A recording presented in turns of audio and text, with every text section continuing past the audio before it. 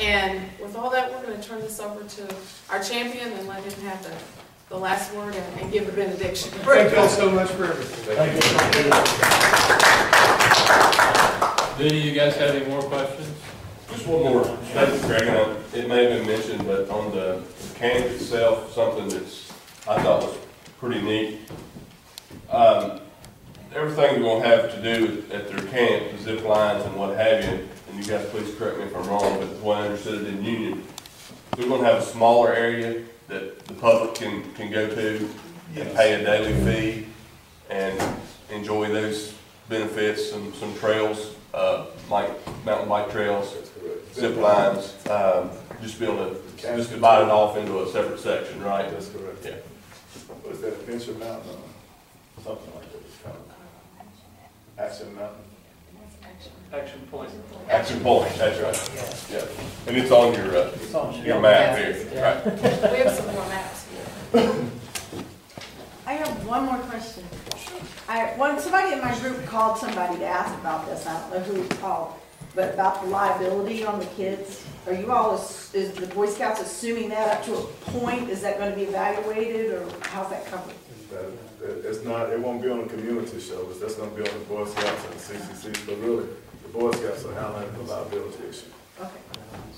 And make no mistake about it, because these young kids, some are going to get hurt. We're going to have falls off of ladders and things of that nature, and they're going to trip and fall and break arms and things Well, like I that. know my project's on private property, and that landowner is going to want to know the answer to that. Right. That liability will be covered. I mean, we're talking, 40,000 young people. I know. Boys. Right. So do you also ramp up the hospitals to be prepared for this? We're working with EMS.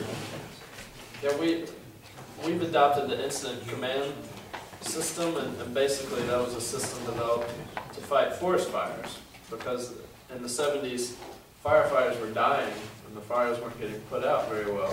So they came to the conclusion that they had enough resources, but the different organizations, different departments, different counties didn't work together very well. So they developed this system where different organizations can work together under a unified system. There's a commander, and then you just whittle it down from component down to the smallest component, and at the bottom is the project itself. So that's what we've adopted, and every project is going to have the overall project is going to have a medical plan. So where are the hospitals, who are the ambulance services, where are the medevac locations, are there first responders who are on the project site.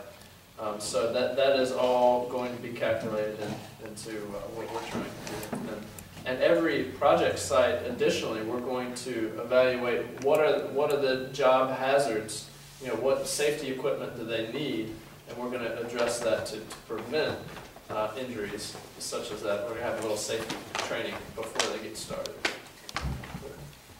Anyone else? I have one question on the committees. Will our committee members on each of these distinct committees be working with the same committees in other counties, or will they be mainly just working within our county?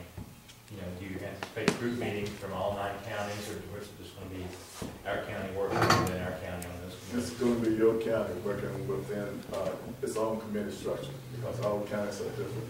Unless there's a single thread that can put you guys together, they would bring the chairman of that committee together with the other counties. But mostly, I don't. No.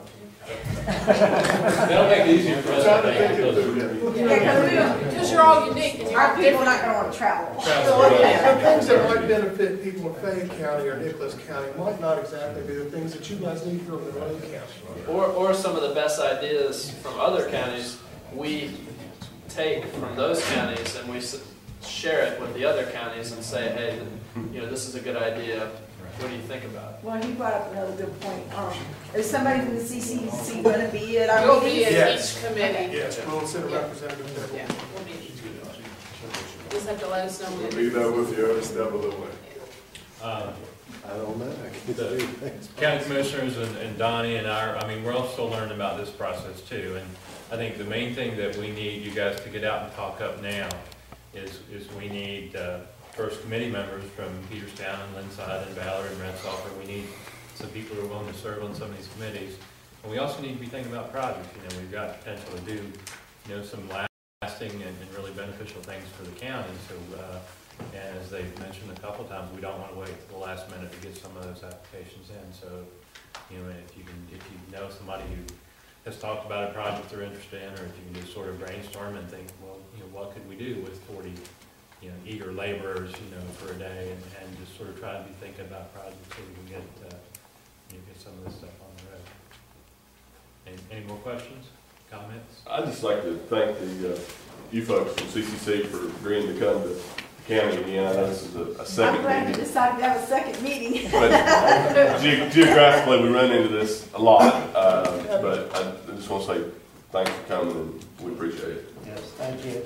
Thank you guys for coming here tonight. Okay. I guess that's it. Thanks all. Thanks for hosting. Now,